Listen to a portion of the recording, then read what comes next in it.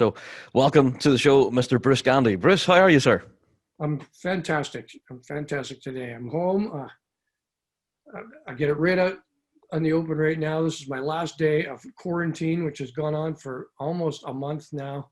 I'm a pretty excited fellow today. Really, I got some work to do. The Masters golf's on, and tomorrow I'm a free man. There you go. And I'll be out the door like a rabbit out of a hole, as they say over here. Yeah. So I'm going to go to the store and buy milk or something just so I can go into a store. So, well, the reason we have you on the show, actually, what started all of this is we were talking about your YouTube series that you've been producing up from the Glymphatic Championship and your preparation of all of that. Bruce, what was the kind of the thought process behind starting all of that? Why did you start producing a YouTube series? Two reasons. One, I'm in the business of teaching bagpipes and keeping people interested. I'm also highly passionate about it. And people have asked for years, I hate, I don't want to be the elitist area, but there's 99.99% have never been to the Glenfiddich. So the obvious question is, what's it like to prepare for the Glenfiddich? And it turned out that this year, I wasn't able to go out to the pub and go for long walks and visit with friends and stuff. And I had to actually go there for 2 weeks before, where normally it'd be a few days before and play. So this time came up. I was staying at the home of Mark and Mickey Stewart in Crieff. And Mickey, hosts an amazing show herself with her Platinum Boran program and Keepers of the Rhythm and stuff. And she's highly skilled at that. And she kind of just pushed me along. And part of her coaching and skills as a teacher is to push people past their comfort limit. And she did. She said, make this video. And I thought, you know what? I'm in a quiet place. I'll sort of try and explain what's going on in my head, what the prep is. It's quite amazing what you see, because some friends who are close to me and others really pointed out that I looked drained and tired, and I was so mellow on the first one. And I went, you know what, you're right. And so am I, because I was drained and tired. And it was sort of 4 days in a row. It had been raining and I've been playing hard since I arrived there. And then just kind of the jet lag and everything flatlined on that Sunday. And I went, but you got to know that I can practice today, and that's not going to help. In fact, it might hurt. Yeah, that's it. And if anything, that was one of the fascinating aspects, Bruce, that you give your thoughts and feelings as well as your actual preparation. I'm practicing these tunes today, I'm doing this with this chanter, but also your thoughts and feelings behind it. Like the Glymphatic Championship is the event in the solo piping calendar, I would argue. But what was it like being a part of that during the middle of a global pandemic? Again, there's a couple of things. I'm a pretty passionate guy, and I've grown in the past few years to become quite grateful for stuff, where before I'm pretty sure I was never as grateful as I should have been, and more selfish, which, by the way, I believe you have to be to become a skilled person at anything. You need to be selfish. And Michael Grace reminded us of that. For our years in the Frasers, you have to be a selfish person to drive yourself to do stuff. But I'm much more grateful now. And one of the things that someone said that really just wrote home, because I was playing tunes and I'm going through the motions and thinking, okay, these tunes are good, I'm playing them, leading up to leaving through Scotland, was people said, it's going to be a great event and you're lucky to go. But you have to remember that it's going to be a great event for all of us, because we have not got to see live piping. We've missed all the band contests, and people are just craving for material right now. Oh, completely. Yeah. Fresh and live and not pre-recorded. That's also one of the reasons why Michelle convinced me to do the YouTube series as well. But when I started thinking of playing at the Glenfiddich, prepare to be as absolutely on top of your game as possible, which we all do. And then remember that while there's no crowd there, you're playing for this big, huge crowd. And it's all about making these people happy. And if you can do all of that, then the results come. And that's how I actually coach people anyway now, with that theory. With that whole process behind you, that's what you're thinking about, really, is making sure that your audience is happy and entertained. Yeah. Because they're not entertained if I'm just playing a series of notes correctly.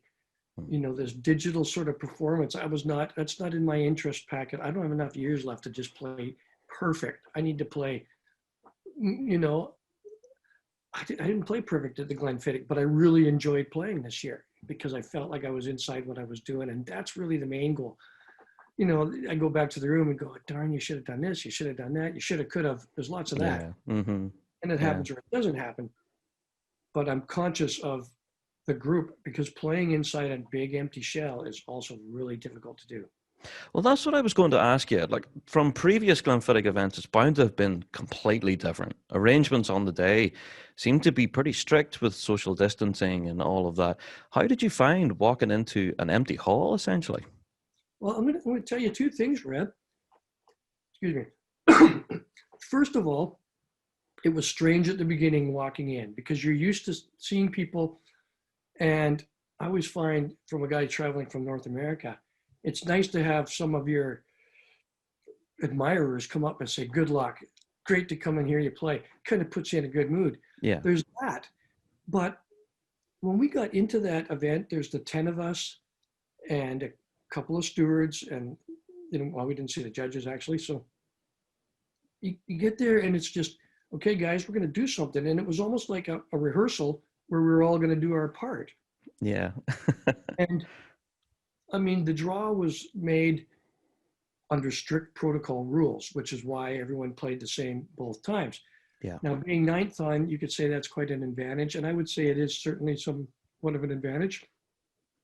I didn't really want to be first or second on. That was the only thing I just felt I want to see this spill out first. I want to hear a few. I want to see the first couple of players play so I can get a load of how they're dealing with the stage itself, how they're managing the emptiness in there. And not having people there gave me time to kind of focus, concentrate, and really try to and take in this concert.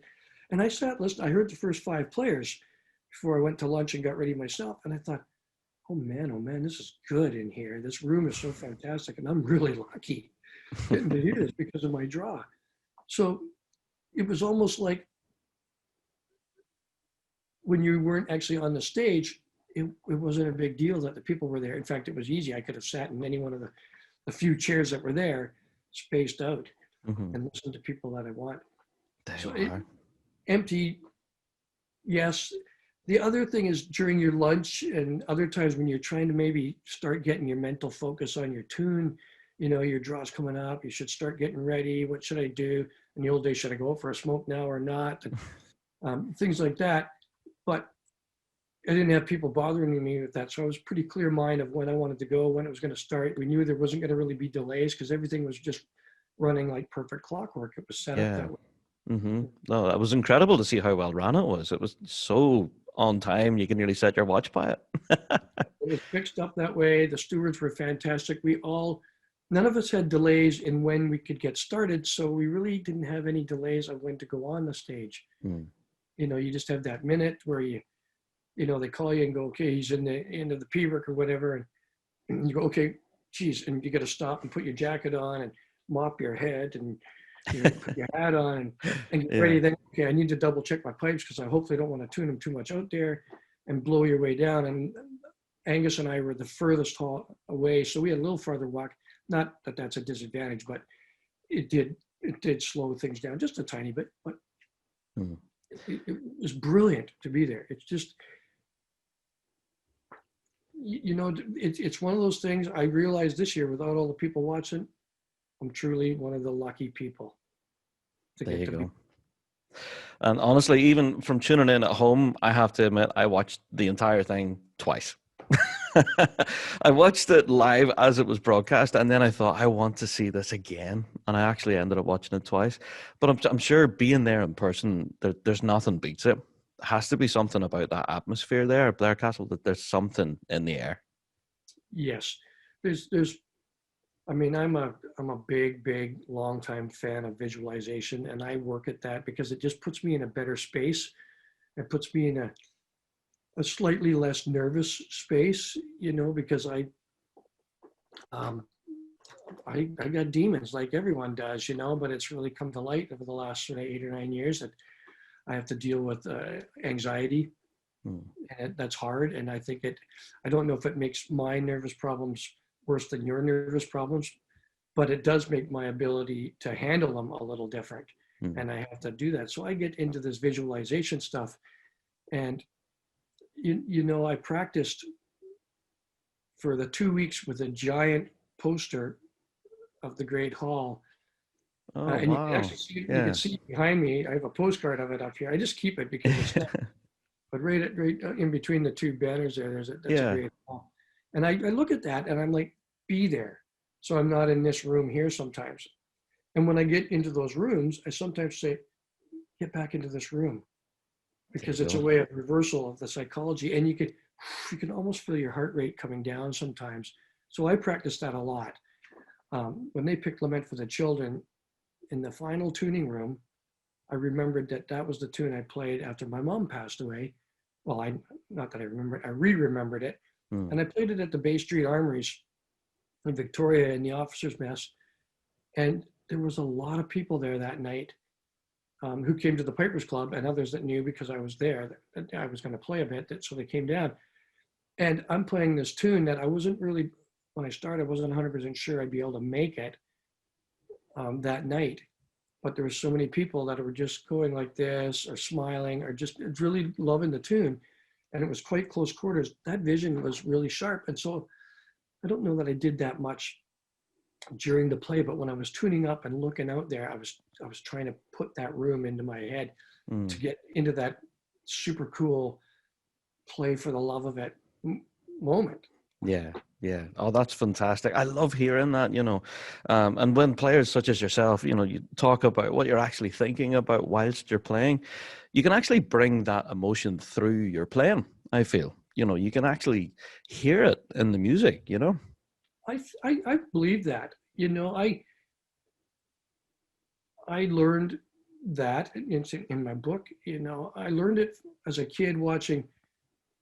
It was Wide World of Sports, and Jim McKay talked about it, and they talked about these weightlifters, and I used to laugh as a kid because and it was usually Russians and stuff. These big burly guys would get up and they'd stare at the bar and they'd grunt at it and they'd do all this stuff, and then they'd just reach and they'd pick this thing. I'm like, whoa! He was a crazy man. And Yeah. then a coach was on one time, and he explained the process that this guy had gone through and how he had studied visualization, and he had to go through this kind of trance state to see himself lifting this weight that he'd never ever lifted. It was impossible. And how they did that, I went, okay, that's really cool. So when I played golf as a teen and stuff in my golf team, the coach often did that. And he started, and I was like, okay, that's just like the weightlifting guys. And that's how they got you to really not just sort of see a ball putting. And I never ended up being a great putter, but you could see and watch the line of the golf ball go so that you believed it was going to go exactly where you hit it. That's the theory. And the top guys do that. And I thought, as I started piping, that's how I have to do it. If I'm not in a good space here, I need to get myself to another space. And hopefully the working out and the exercises and practicing and stuff is going to hold that part of it. That's fascinating, honestly fascinating. But so, Bruce, I could chat to you all about Glenfiddich, your preparation, and obviously your performance as well. But I have some questions from our listeners that we have to ask you, I'm afraid, when we have you here. So, have you got any tips or words of wisdom for folks who are lifting the practice chanter for the very first time? Oh yes, let's see. Jesus, this could go on forever. Yeah. First of all, find someone who's knowledgeable to help you. Yeah, get a good tutor. Yeah. You need to go to a word that says institute or college or Gandy or something and say, I'm so-and-so from the back ends of England and I want to start the chanter. I'm happy, so is Alex, to point you in the direction of go to this site, go to this site, go to this site. And these people will narrow it down for you and find you the right person or who can help you online. there's a lot of, as you know, in any sport and stuff, there's a lot of bad tuition out there. Mm. And starting off on the wrong foot, not that I know it right, but there's a lot of people that do it incorrectly. And Yeah. that can set people off on a really bad trail. The second is understand that it's an extremely difficult instrument and you're not going to do it all in a year. You might get to a place, you know, and you need to look at the small steps to try and get bigger gains at a time. Don't try and be a hero. Don't try and, you know, be careful when you're in a band that they don't just say, that's fine, you know, because you might get good enough to walk down the street. And that might be your goal, by the way, which is fine, to play in this grade 5 band and do a couple of parades. Yeah. But your ability to take on more music because that band all of a sudden has a burn shuffer, it takes you months and months and months because you've not learned any grounding on how to learn a tune, how to go about learning a tune. There you go. Yeah. So I think that's very wise, if anything. I know far too many players who left the Chanter for the first time and they want to start playing Fiddler's Rally and Blue Cloud and all these big tunes, you know, but we're like, no, stick to Green Hills for a while, you know, build it up slow. so that's pretty much where you're coming from, Bruce. Yeah. Get a real solid base and build. And you don't need to be, the other thing I talk to with a lot of my adult students is that it doesn't need to be technically perfect. So many people will play a tune at, let's just put a number and say 10 beats a minute slower to try and get every piece of execution in. Now, as a rule to practice, that's good. But my question to them is, you know, how did that sound? Well, that was much better. Really? Now, what would your cousin and your neighbor down the street think if you played that on the front stair? Would they go, ooh, what's that? And how about when you played a little quicker with a little bit of fire in your step? And yes, you missed the grip to C and you had 2 crossing noises, but they're going to enjoy that, aren't they? There you go. So Yeah. the balance between the musical side at a grade 4, 5 level and the technical side. And, you know, there's also bands where there's people like, because I teach them, like, that they don't care and they just try to rip through these tunes full tilt. And it's like, okay, now you've gone too far the other way because now it's a shambles. Yeah. So, you know, there's a balance. But there, I worry from the beginning grades right up to the top, to be honest, that this notion of playing what I called years ago perfect playing, everything right and double timed and everything perfect, it just doesn't do anything for anyone. It's, you know, you might just play it right off of the music rating program that you're using. It comes across as almost robotic, you know, sometimes. You need to add some element of feeling in there. Yeah. I agree. We have an instrument that doesn't stop and it doesn't change tone and doesn't get louder or quieter. You have to cheat. And a dot's the easiest note to talk about. It just means that it's longer than an eighth note, for instance, and not as long as a quarter note. But there's sort of 50% of difference there to play a dot. Use that to your musical advantage. People think it has to be 1.5 times. Well, in the math, yes, and mostly percussively, yes. But in real playing, no. Yeah, exactly. Indeed. So, Bruce, we got another great question, actually, from a listener who's struggling with practice. They've been trying to learn this past tune. Hold on, let me see. They've been trying to learn this tune for their band set for this last month and a half, and they can't get past a certain 2-bar phrase. They've been hashing it out and just can't get anywhere. Have you any recommendations for someone who's struggling with practice? If they're putting the work in, it's hard to know what they're having the trouble with. Is it the execution of the actual 2 bars, or is it the memory of it, putting it in? That's it. That didn't say. That's it. But it's difficult. Yeah. I'll take that tune and go play the first 4 bar. Well, not first 4. Let's say the first 2 bars, and then when I hit bar 3, I will slow it down and play it. Let's see if we can play it really slow. Good. Now let's play it slow with a bit of rhythm in there. Let's get rid of all of the technical things that we need to. So I'll just play the grace note here and there. So now I know that I can play second part, Green Hills, bar 3. That's a hard thing to execute, really, for a tune that's commonly regarded as easy. You know, to get that E doubling from a short F to a D strike, and then the D to the hopefully not crossing noise, while the D to E back to E. D Yeah. doubling. That's a hard bit of work for any lower grade player. So I would break that down slower. And I'm always about proving to yourself that you know it.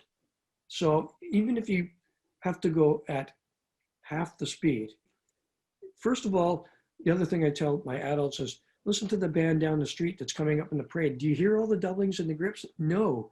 You hear as they're coming up. As they get closer, you start to hear depth of the pipe maybe, and the sound of the, you know, the fuller sound of the band. Then as they get closer, you go, oh yeah, I'm hearing these grips and twirluas and stuff. So that doesn't always come in. So you need to have the music and the rhythm first. Then you want to add in what you can. Maybe just play a grace note first. And then if you feel you're comfortable, turn it into a doubling. But don't try and play it absolutely perfect at the speed of the rest of the tune. It's okay to have trouble with a bit. There you go. That's sound advice, I feel. Yeah. We also got another question from a watcher, actually, of your YouTube channel, who had mentioned that you said that you had 3 different chanters with you at the preparation for the Glymphatic. What goes into the process of choosing a chanter before you hit the stage? I don't like to do things twice. And so I work through all these chanters and reads. And it's just because I know what happens if I'm over there and I do something stupid and the phone rings as I'm taking my chanter out and I do something dumb and stupid. You know, I can't give away the Glenfiddich because I did something dumb. I need to have a couple of reads. So I go down from, I actually had 4 chanters with me. And some years I've had more. If I've got 4 or 5 or 6, I'm going to read them all up and take them because it's not a big deal to me to be playing through a bunch of these. And then when I narrow it down to what I'm favoring, and I had a kind of what I thought was a favorite, and I had another one, and both of them had little niggly issues that I wasn't thrilled about. But I need a chanter that's going to be comfortable. I needed one that has, I don't really know how to describe it except for that sound. It's not, sometimes a certain reed that I play can be slightly piercing until I get it, some moisture onto it, and maybe even sand down the sides, and then it warms up more. Whereas another companies, I'm not going to push the companies, reed that I play, sometimes I get that freedom right away, but I don't know if I've got the 100% stability. Yeah. I need that vibration and the feel where when I blow that up, it might not be perfect now, but I know I can play this for an hour or 2 easily. This is great. It's got that feel of a nice reed. And I won't start moving on the tape rate yet. I'll move it once to get it close, and then we'll let the reed go.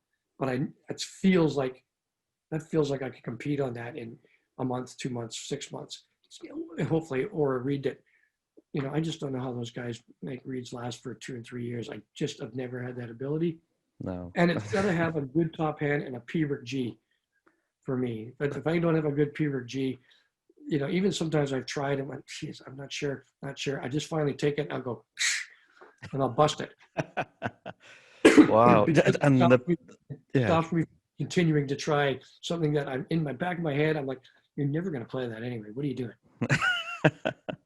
The Pubert G is so difficult to get though on chanters. That's what I found, you know, from watching you guys at the Glymphatic. It seems to be one of the most difficult notes to tune for. Well, we've learned some things about it with different reeds, how to make them respond, different ways of shaving them.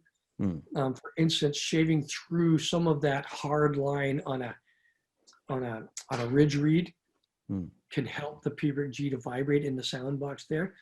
We designed, and you know, I'm not the engineer, but when we designed our chanter at McCallum, there was 3 things. 1, it had to be comfortable. 2, I had to make the spread smaller because of my own hand. I have trouble with my hand. So I can't do that anymore. I needed to be comfortable. 3, the Pubert G had to test with a lot of reeds and just be good. No Pubert G. Again, I'm not even interested. I won't even try. There you go. That shows how important it is. Yeah, definitely. So, Bruce, I have to move on to another topic then. Rumor has it that you have another book coming out. Do you want to tell us a bit about this? it really came out of an idea where I had a lot of tips on preparing for contests, uh, learning to lead, practicing with commitment, practicing with purpose, getting more time out, um, things like that. And I had a lot of ideas and articles, and I got to this place where I thought they're a mess. They're typewritten dribble. I need to make them look nicer, either for my website or something. And when I was talking with, funny enough, Stephanie Burns, who published a great book, Yes. a Yeah. couple books now, she'd said, you know, Bruce, it's simple. If you have a lot of stuff in your head from teaching, you need to write it down. And if you've got enough stuff written down, you need to organize it and write a book. And I went, really? You can just, I just never thought of it because I've written music, but I thought, can you just write a book? How do you, it was like I was looking for some guideline that you had to take a course to be an author. You kind of do, really. And that is to make sure you have friends and an editor. There you So go. I put Yeah. this is sort of all about my journey into how to deal with performance on its own, not necessarily piping. I believe that this could help. I've got a couple of golf friends and a hockey coach that are reading this right now and loving it. They're just much like I did with the inner game of tennis. I took out tennis and put piping, and and transferred it to my thought when I read that, I don't know, 25 years ago or something. Yeah. And here I thought, what are the steps to anything, whether it's sports or music? So the book's divided into 4 separate parts, and each part has 4 or 5 sections. So in the first section, or part 1, is learning tunes or learning a skill if you're an athlete. Mm-hmm. I tried to write a bit of piping knowledge, but I often thought about my golf game and my golf coaching, so I could maybe make the sentence appeal to 2 different groups. Yeah. So we start with learning, I just called it learning tunes. Practicing with purpose, small steps for big aims, getting the most out of your time, practicing more than normal, and listen and watch, one of the most important parts of learning. Yeah, there you go. Honest, I don't have the COVID. An allergy.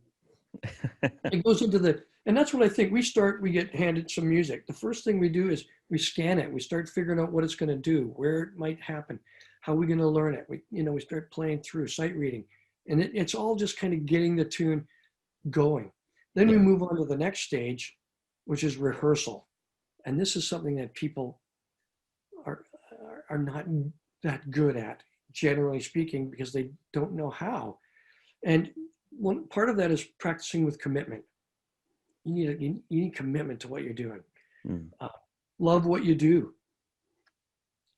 Make it fun. Okay? Yeah. Develop confidence in yourself. If you don't have confidence in yourself when you're working on the next part, which is practice for competition or performance or sporting game, if you don't have that confidence to deliver, you have no chance of delivering. Yeah, when it comes to the crunch time. Yeah. Mm-hmm. That's what I work on so much with my adult students, because they don't have the confidence. They feel down before they start. So then we get into the part 3, which is the actual performance or the game. And we'll see that today. I'll see that today, and some other people watching the Masters. It's no different for those guys on the golf course as people in piping. And that's visualization, calming your nerves. You got to aim for brilliance. You need to be there and aiming for brilliance. Whatever brilliance is, it's your own brilliance. And then something that I describe, it's called the 180 factor. It's something I designed several years ago that came about from visualization and help. And I'll go into that shortly, because that's probably the biggest nugget that has helped a lot of students. Yeah. When we do the performance for the game, the final step, which I'm now realizing as well, as an older guy, is super important, is moving forward. What do you do after it's over? You could say, I won, I lost. If you don't do anything with that, it's a dry end. But when you're moving forward, you can help your friends. You learn to lead by helping friends. Avoid mediocrity, for sure. When medium is good, you're on the downward spiral. And finally, inspire others. Work to inspire others because it keeps you motivated, for sure. One of the most inspiring guys I know is my great friend, Jack Lee. He's inspired me for years and tons of people out west. But when I'm with him, he's ready to deliver and stuff because he's confident and he works hard and he's inspirational, and that's what makes him. And he runs all these other things to help others. That's it indeed. And if anything, quite an inspiring figure Jack Lee is, and yourself as well, Bruce, I have to be honest, because you have a wealth of experience of tuition and that. You've been involved in teaching now for years, and I have heard of this 180 development thing that you have. Do you want to tell us a bit about that? It mentions it on your website, but doesn't really say much about it. Well, that's because I want people to buy the book. You see, there you go. I'll show you. The 180 factor, we all, your students, there's too many pages. There's people will tell you what's wrong. How did that go today? Well, I did this and I did that, and I wasn't ready, and they called me over to the platform too early. And so that's why I didn't play very good today. Well, that's all fine and dandy, but all it does is justify that you completely lost and you have no plan on what to do to fix it. Yeah. The 180 factor is just a combination of stuff I've learned from different psychologists that say, first thing you have to do is write down your issue. I stopped calling it a problem. I call it an issue. Problem is a terrible word. That's like, the problem with this means that makes it hard to solve. Yeah. The issue I'm having is I never play good at 9:30 in the morning at any of these outdoor games. I'm much better in the afternoon. Okay, well, why is that? Okay, so you think about it, and it's thinking about it, I've also learned, doesn't do it. When you think about it and you come up with an answer, write it down. When you write it down, then you say, how am I going to fix that now? Well, instead of being 9:30, and I did this one year at Open, I got an early draw, and I didn't think I was going to be playing in that event, actually. I got a late cancellation. I got thrown in the gold medal. I was third on. I went, oh, geez, it's going to be like 10 after 9. Yeah. So I thought, instead of worrying about the morning problem that I have, I went 10 after 9. How do I fix this? Well, I'll make 9 o'clock, 12 o'clock. And I got up, and I thought, I don't have anything to do after the Pubert. So I got up at 5. My B&B was dark, and I grabbed a drink of water, and I went for a walk all around Oban Bay, and I walked for about an hour. So I was fresh, I was vibrant, I was ready to go. Came back, had a shower, read a bit, breakfast, boom. I felt like I'd been up for hours by the time I went into the tuning room, at 20 after 8 or whatever time it was. So the other thing you do is you set by writing what you're going to do to solve the issue. And I didn't put the third part in, I have to say, because it was a mistake. But the third column is you write down what your expected result will be. So I have a problem or an issue. I write down what I think all the reasons are and what we can do to fix them and what will happen after. And it works. There you go. I'm not armed with 3 years of psychology study in a university. I am armed with a lot of lectures and hearing them and self-experience. The easiest one I can tell people who do this automatically is, how many times have you gone to a games park to play the first time and you're with someone else who's maybe going the first time? You're wound really tight because you think you know how far it is to exit 782, but you're not sure. And then you park in some parking lot but the games are way over here. And where is the official's tent? And how am I going to find out my competition platform? And I don't know what it is. So you don't know anything, and you're completely wound up. Yeah. And you might even be a little closer to the time. I wanted to be there at 9:30 to give me an hour. Well, now it's 25 to 20 to 10. So Mm. you missed your time and you're nuts. But after the end of the day, you think the next year, you know what? That exit, it takes an hour and a half to get there. It's not an hour drive. Let's plan for an hour and a half, but we'll stop and get a coffee as well. So let's give it 2 hours. We now know the parking lot.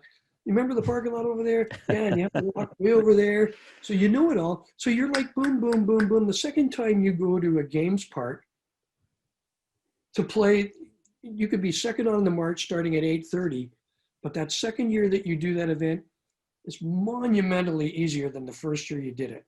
Yeah, totally And different. you can keep those kind of stats in your head about let's go earlier, it takes 2 hours, but it actually still is easier again if you write it down. There you go. That's sound But, advice. Yeah. but that's a big rounded thing. I mean, we have all these, it's the smaller niggly ones that you want to, anything you find that's negative, write it down. Ask why you think it's negative. How can I fix that? And if I do, what's it going to be? The answer Fantastic stuff. could be about cold, freezing, food, playing, Anything. dealing with people, crowds, no crowds, driving, anything to do with the performance. You know, So if anyone out there wants to get a copy of this book, then Bruce, where do they need to go? they go to my website, www.brucegandymusic.com, Mm-hmm. and you can find it in the new products there. McCallum Bagpipes currently has some, and I'm working on getting more to them as well. If you're in Scotland or whoever, North America and other areas, it's going to be easier to get it from me. But if you're local to Scotland, Ireland, Yeah. UK, basically, you probably save a lot in the mailing, getting them through McCallum Bagpipes. There you go. Definitely going to be worth picking up because a lot of different folks contact our show regularly talking about performance anxiety, practice and how they tackle all of that. So definitely a lot of good advice in there, I think. Definitely. I hope so. It was a lot of fun to put it together. I'm a guy that has a hard time finishing projects, getting to the end. I'm awesome at getting 90% done. And then we go, because it's so easy to say,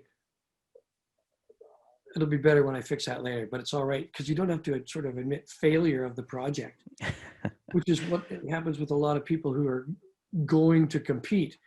It's easier to kind of get ready and, I missed the deadline. I think I got to work that week. Any excuse because of the fear of failure. And so the biggest thing that I did with this was tell the people at the end, I don't care how much it costs. I want one book in my hands because that'll prove to me that I was somehow able to finish this thing. And I know people write books in a month. I was 4 years putting this thing together. Wow, there you are. And trying to find a route that made sense to me through the table of contents there on what the whole story is on doing performance. So I'm happy that it's come out. I'm not doing sort of a music book, if people are wondering. Mostly because I don't I give a lot of tunes to Lincoln Hilton, who's got a good series of books out right now, fantastic. And there just isn't quite the market for that in live music as there used to be, as you're probably well aware of there. That's indeed. Well, all of this COVID-19 and all the rest has had such an impact on the bagpiping world, I feel. Yeah. How do you feel yourself, Bruce, will be the future of the piping world, rolling through 21, 22, the years ahead? Truthfully, I wake up every day with a bit of that Groundhog Day gerbil thing going on, but I convince myself to go on to the day because I know that it's going to be better.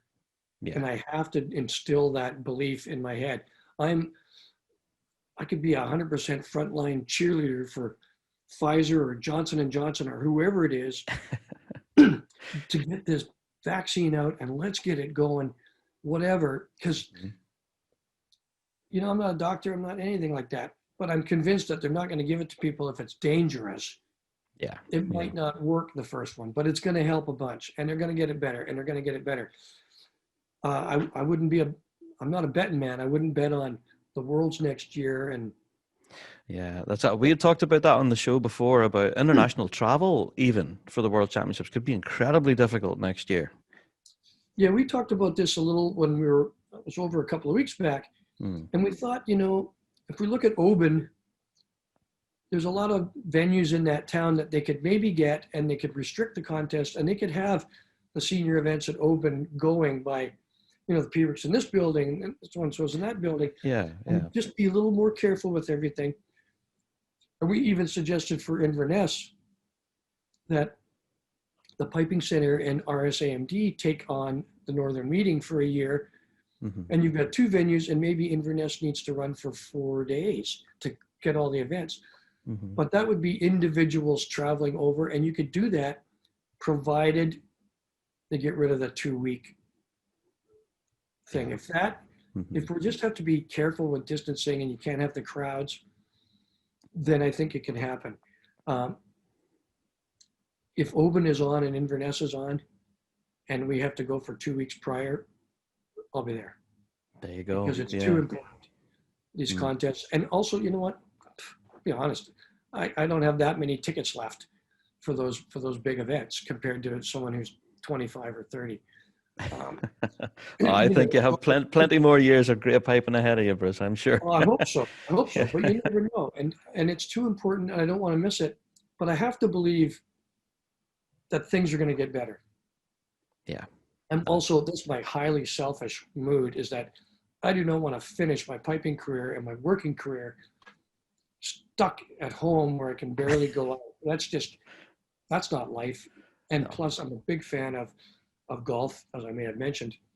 And I live for getting down south in the winter and having a week or 2 weeks in Phoenix or California and just hanging out somewhere nice, having a couple of beers and playing golf on nice courses and being warm when it's really just not pleasant here in Halifax at that time. It's freezing cold, I'm sure. Yeah. So we do have some Big Rab Show staples that we ask every guest that comes on the show. So first of all, what is your favorite cheese? Have you got a favorite cheese? I probably have two. I like a smoked cheese, but because of the mood and everything it puts me in, it could be Cathedral City, extremely mature cheddar. Yes. Because you don't get that here. And I come to Scotland and two things happen. I get this brick of cheese for this outrageously low price compared to what we pay. I have this big boom. But having said that, we also go to Costco. And I can't just do this when I'm making pasta. I get a knife and I take a chunk of Parmesan. Probably, if I could eat it a lot, Parmesan. There you go. Yeah, Cathedral. That's quite a popular one here in the UK for sure. Definitely. I could get it. There you go. And also, pineapple on pizza. Yes or no? Are you a fan? Oh, yeah, I am actually. Wow, there you go. Yeah, I don't do it often, but it doesn't blend with everything, but pizzas are pretty different, There you go. And also another Rab Show staple is, are you a fan of yellow flashes? I know there's been a bit of a trend recently of some bands wearing yellow flashes. Yeah. Not at all. No, I have to agree with you there. Yeah. And also, there's a couple of questions that are quite big. It might involve some thought, but throughout all of your storied history in the piping world, in solo piping and bands, has there been any one moment that you could say that was really cool? Playing at the Glenfiddich with my son. Wow. Yeah, I thought that might be up there. Nobody gets to do that. Nobody's done that. Nobody can take that away. I've had some unbelievably great moments and some great moments where I learned so much due to it being a disaster, by the way, that I'm, after it cools in the dust for a while, I've learned that was fantastic in a way I really hope it never happens again. But no, playing at the Glenfiddich with Alex, that goes with the fact that a good lot of our very closest friends came over to support and come to the Glenfiddich. And we had a table the night before of probably 16 people there for Alex and I, family and close friends. probably the most beautiful, intimate dinner I'd ever had the night before, and that's a day and a half that will be maybe the piping day of our life. That's fantastic. That's such a story. Yeah. And I remember at the time, I know there wasn't a dry eye in the house. Everyone was like, "Oh my God, that's brilliant." Oh So yeah. yeah, quite an awesome story. So for those folks out there who are interested in grabbing Bruce's new book, go to brucegandymusic.com. Go and grab your copy now when you can. And so, Bruce, have you any parting words then for folks listening before we say cheerio? I think, yeah. If you're a piper or a drummer, keep playing, find groups. We don't have a big rab show showing 14 bands playing right now, and No. gosh, that's going to happen. I Yeah, think you're going to have to do some replays, much like they do on television of the great sports games and stuff. that's You might it. have to replay the 2017 British Championships or something. Good do. But need to play, and they need to find a purpose to play. This helps me a lot.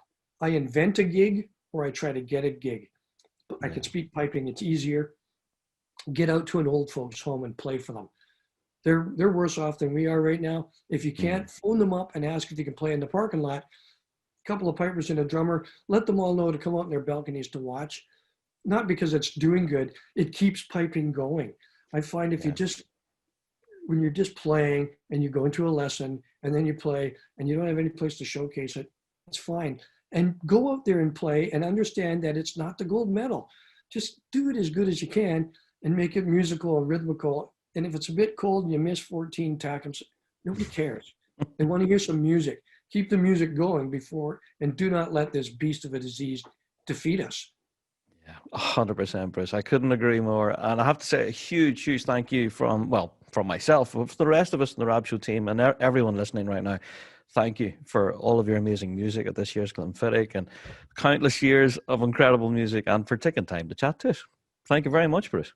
Thank you. I'd like to end saying thanks to you, Rab, for hosting a show like this, coming up with something different to keep the piping and drumming community with a show to look at and be interested in. It's going through and hanging on, and people are subscribing and showing up there, which is fantastic. Yeah. Where the sort of these Facebook Live concerts, I played them. We flooded the place with them so much in March and April that people are like, okay, now that's old. So, but your show is coming up with different ideas. It's fantastic. Oh, thank you so much. There you are. So that's it for another episode of the Rab Show podcast. And thank you so much to Bruce Gandy for joining us. Thank you. Thanks, man.